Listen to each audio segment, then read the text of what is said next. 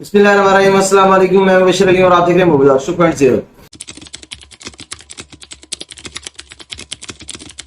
अगर आप बिजनेसमैन हैं, आप एंटरप्रेन्योर हैं, आप सेल्फ एम्प्लॉयड पर्सन हैं, या आप पहले से बिजनेसमैन नहीं है, बिजनेस ओनर नहीं है, लेकिन अब आप बिजनेस करना चाहते हैं और खास तौर पर किसी और कंट्री में जाकर, अपने मुल्क से बाहर जाकर बिजनेस करना चाहते हैं, अपनी फैमिली के साथ मूव होना चाहते हैं और वहां जाकर किसी अच्छे मुल्क में एक बिजनेस स्टार्ट करना चाहते हैं, एक अच्छी लाइफ का आगाज करना चाहते हैं, तो आज मैं आपको बताता हूं न्यूजीलैंड के एंटरप्रेन्योर वीजा के बारे में। इसको आप एंटरप्रेन्योर वीजा, स्टार्टअप वीजा, या इसको सेल्फ एम्प्लॉयड वीजा या बिजनेस वीजा, कुछ भी इसका नाम दे सकते हैं, लेकिन जो न्यूजीलैंड की ऑफिशियल वेबसाइट पर मेंशन है वो इसको एंटरप्रेन्योर वीजा कहते हैं। तो इसकी जो बेसिक डिटेल्स हैं उसमें आपको मैं जल्दी से बताता हूं कि इसमें एक तो आपको 12 मंथ से लेकर 3 इयर्स तक का टाइम मिलता है। 12 मंथ का टाइम इसलिए कि वहां पर आप 12 मंथ के अंदर अंदर आपने अपना बिजनेस सेटअप करना होता है और उनको शुरू करवाना होता है कि हाँ जी मैंने अपना बिजनेस स्टार्ट कर लिया है। उसके बाद आपको 2 से 3 साल का स्टे मिल जाता है जिसमें आप अपना बिजनेस रन करते हैं। तो अगर आपने सक्सेसफुली अपना बिजनेस रन कर लेते हैं, फिर आप एक प्रॉपर लाइफ की तरह चले जाते हैं और वहां पर आप परमानेंट रेजिडेंस ले लेते हैं और फिर आप वहां पर सेटल हो जाते हैं। तो इसमें सबसे बड़ी चीज ये है कि आप अपनी फैमिली को भी साथ लेकर जा सकते हैं। फिर इसके साथ एक और जबरदस्त चीज ये है कि अगर आपका बिजनेस साइंस, आईसीटी या कोई किसी ऐसे शोबे से वाबस्ता है, आप जो बहुत ज्यादा इनोवेटिव हो, या उसमें एक्सपोर्ट का पोटेंशियल बहुत ज्यादा हो, या उसमें जॉब बहुत ज्यादा क्रिएट हो सकती हो, कुछ इस तरह की कैटेगरीज हैं जिसमें आपको जो इनिशियल कैपिटल इन्वेस्टमेंट की जो रिक्वायरमेंट है वो भी वेव कर दी जाती है। तो बहुत जबरदस्त ऑप्शन है ये अगर आपका बिजनेस इस कैटेगरी में आता है। तो इसमें मैं आपको क्विकली इसकी बेसिक रिक्वायरमेंट्स बताता हूं और ऑन स्क्रीन सारा कुछ दिखाता हूं जल्दी से। लेकिन स्क्रीन पर जाने से पहले मैं आपसे रिक्वेस्ट करूंगा कि अगर आपने अभी तक मेरे चैनल को सब्सक्राइब नहीं किया तो मेरे चैनल को जरूर सब्सक्राइब कर लीजिएगा। जज़ाकल्लाह खैर। इस टाइम आपको स्क्रीन पर जो वेबसाइट नजर आ रही है वो गवर्नमेंट ऑफ न्यूजीलैंड की ऑफिशियल वेबसाइट है, immigration.gov.nz। तो मैं जो नॉर्मली आपको वेबसाइट दिखाता हूं वो ऑफिशियल वेबसाइट होती है। जिस कंट्री की वीडियो होती है उस कंट्री की गवर्नमेंट की ऑफिशियल वेबसाइट होती है। वहीं से जाकर मैं आपको ऑफिशियल जो सोर्सेज से शेयर की जाती है इंफॉर्मेशन वही आपके साथ शेयर करता हूं। तो इसमें गलत बयानी का या झूठ का इस्तेमाल नहीं होता। आप अपने तौर पर इसको जाकर वेरीफाई कर सकते हैं, कोई भी शख्स इसको वेरीफाई कर सकता है। इस वेबसाइट का लिंक आपको वीडियो की डिस्क्रिप्शन में भी मिल जाता है और अगर आप उसके ऊपर भी ट्रस्ट नहीं करना चाहते तो आप गूगल में जाकर खुद से सर्च कर लें और आप जब ऑफिशियल वेबसाइट पर चले जाएं तो वहां से जाकर जो आपके साथ इंफॉर्मेशन शेयर की जाती है उसको आप कंपेयर कर सकते हैं कि क्या आपके साथ सही इंफॉर्मेशन शेयर की गई है या गलत इंफॉर्मेशन शेयर की गई है। तो इस वेबसाइट पर जैसे ही आप आएंगे तो यहाँ पर आपके सामने इस टाइम जो हेडिंग नजर आ रही है वो है एंटरप्रेन्योर वर्क वीजा। तो इसमें आपको जो इनिशियल एक इन्वेस्टमेंट करनी पड़ती है उसकी जो शर्त रखी गई है वो है 100,000 न्यूजीलैंड डॉलर, यानी कि 1 लाख न्यूजीलैंड डॉलर आप शो करवाएंगे। आप वो इन्वेस्ट करेंगे, आप उसके साथ जाकर न्यू बिजनेस भी स्टार्ट कर सकते हैं, आप कोई ओल्ड बिजनेस भी परचेज कर सकते हैं। इसमें जो आपकी प्रोसेसिंग टाइम है वो तकरीबन 11 मंथ है और आपने इसमें अपना बिजनेस प्लान भी पूरा शेयर करना होता है कि मैं इस तरह से ये बिजनेस प्लान बनाकर मैं इस तरह से बिजनेस स्टार्ट करूंगा। और इसमें आपकी जो लेंथ ऑफ स्टे होती है वो 3 इयर्स होती है इनिशियली, बाद में ये आपका एक्सटेंड हो जाता है और कॉस्ट जो है वो आपकी 3920 न्यूजीलैंड डॉलर है। अगर आपका बिजनेस साइंस और आईसीटी सेक्टर्स या फिर shows a high level of innovation, कोई भी आपका बिजनेस हो जिसमें हाई लेवल की इनोवेशन हो या फिर एक्सपोर्ट का पोटेंशियल हो, तो फिर हम कंसीडर कर सकते हैं आपका इनिशियल जो इन्वेस्टमेंट है 1 लाख न्यूजीलैंड डॉलर की उसको वेव करने की भी।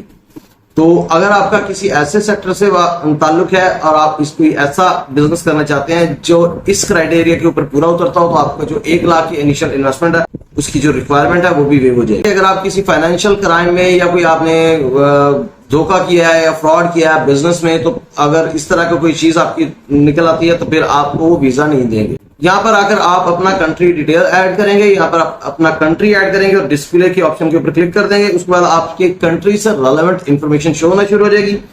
तो बेसिक सारी हर वीजा में यही होती है कि आपने अपनी आइडेंटिटी शो करवानी होती है जो आपकी आईडी कार्ड और पासपोर्ट से हो जाती है। उसके बाद आपने हेल्थ सर्टिफिकेट, मेडिकल करवाना होता है और उसके बाद आपका कैरेक्टर सर्टिफिकेट होता है। उसके बाद आपने शो करवाना है कि आप फिट हैं, बिल्कुल प्रॉपर पर्सन है, आप बिजनेस कर सकते हैं। इंग्लिश लैंग्वेज की जो रिक्वायरमेंट है वो 2-3 तरीके से पूरी हो सकती है। एक तो आप ये शो करवाते हैं कि आप इंग्लिश बोल सकते हैं क्योंकि आपकी एजुकेशन जो थी वो इंग्लिश में थी, वहां से भी आप प्रूव कर सकते हैं। एक आप ये शो कर सकते हैं कि आप पिछले कुछ अरसे में किसी ऐसे कंट्री में रहे हैं जहां पर इंग्लिश लैंग्वेज ऑफिशियल लैंग्वेज थी।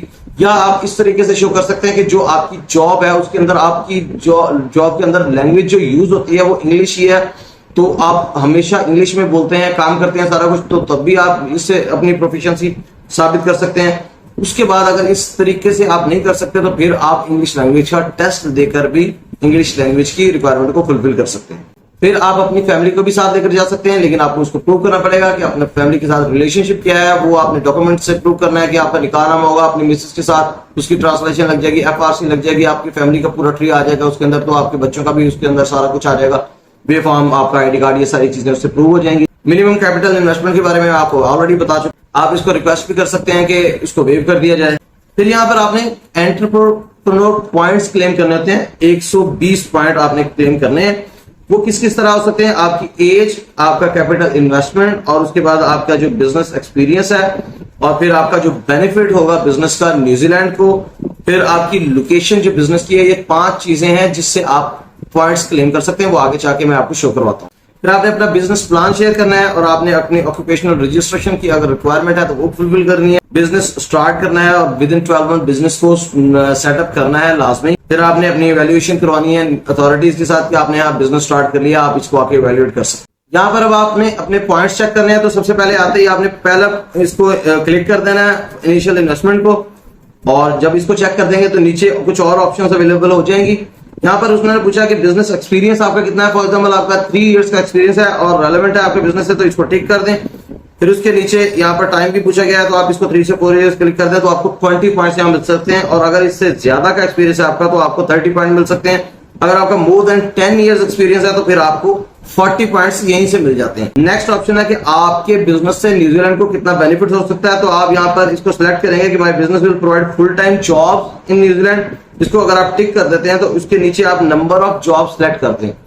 फॉर एग्जांपल आप कहते हैं कि मैं इस तरह का एक बिजनेस स्टार्ट करूंगा जो कि एक रेस्टोरेंट है या कोई ऐसी चीज है, या सॉफ्टवेयर हाउस मैं बनाता हूं जिसमें 10 से ज्यादा लोगों को मैं हायर कर सकता हूं।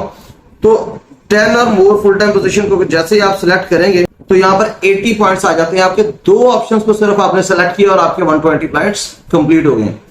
तो इसमें कम भी हो सकता है। अगर आप 1 फुल टाइम जॉब पे जाते हैं तो 10 पॉइंट है, 3 to 4 पे चले जाते हैं तो 30 पॉइंट्स है, उसके बाद 5 to 9 पे चले जाते हैं तो 50 पॉइंट्स है। अगर आप मोर देन 10 पे चले जाते हैं तो फिर आपके 80 पॉइंट्स आ जाते हैं। नेक्स्ट है जी आपका बिजनेस का जो टर्नओवर वगैरह है वो कितना होगा, तो इसको भी आप सिलेक्ट कर सकते हैं और उसमें आप पहला ऑप्शन सिलेक्ट कर सकते हैं। 10 पॉइंट आपको यहां से मिल जाएंगे।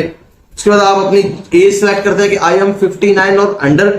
जैसे ही आप इसको सिलेक्ट करेंगे आप अपने यहाँ पर एज सिलेक्ट करते हैं। फॉर एग्जांपल आप चूज करते हैं कि आपकी एज 30 से 39 के अंदर है तो फिर आपको 20 पॉइंट्स यहां से मिल जाएंगे। उसके बाद आप अपनी बिजनेस लोकेशन चूज करेंगे। अगर आप कहते हैं कि my business will be located outside of Auckland जो कि कैपिटल है न्यूजीलैंड का, तो इसको अगर आप सिलेक्ट कर देते हैं तो आपको डायरेक्टली 40 पॉइंट्स यहीं से मिल जाएंगे। तो आपके पॉइंट्स इस तरह से इजीली कंप्लीट हो जाते हैं अगर आप आउटसाइड ऑकलैंड में जाकर कहीं पर बिजनेस स्टार्ट करते हैं। तो अब आ जाता है प्रोसेस एंड कॉस्ट। तो ये मैं आपको ऑलरेडी बता चुका हूँ, कॉस्ट कितनी है और प्रोसेसिंग टाइम कितना है वो भी बता चुका हूँ। फिर यहाँ पर उन्होंने डिटेल बताई है कि आप अगर इनिशियली 12 मंथ में अपना बिजनेस सेटअप करते हैं फिर आपको 3 इयर्स का दोबारा से आपको स्टे मिल जाता है। इस तरह बाकी डिटेल जो मैं आपको ऑलरेडी बता चुका हूँ। यहाँ पर सबमिशन का बताया, तो आप बाय पोस्ट भी सबमिट कर सकते हैं और पेपर बेस्ड एप्लीकेशन आप सबमिट करवाएंगे। तो ये थी बेसिक डिटेल्स न्यूजीलैंड के एंटरप्रेन्योर वीजा के बारे में। तो अगर आप फैमिली के साथ न्यूजीलैंड जाना चाहते हैं, वहां जाकर अपना बिजनेस करना चाहते हैं, सेटल होना चाहते हैं, तो ये बहुत ही अच्छा ऑप्शन है। खासकर अगर आपका कोई ऐसा रेलेवेंट बिजनेस है जिसमें इनोवेशन है या एक्सपोर्ट का बिजनेस है या फिर आपका ICT से ताल्लुक है, तो आपके लिए इनिशियल इन्वेस्टमेंट की जो कंडीशन है वो भी वेव हो जाती है, तो आपके लिए और भी आसानी हो जाती है। तो अगर आपको ये वीडियो पसंद आई तो इसको लाइक कर दें। अगर आपने अभी तक मेरे चैनल को सब्सक्राइब नहीं किया तो मेरे चैनल को जरूर सब्सक्राइब कर दीजिएगा।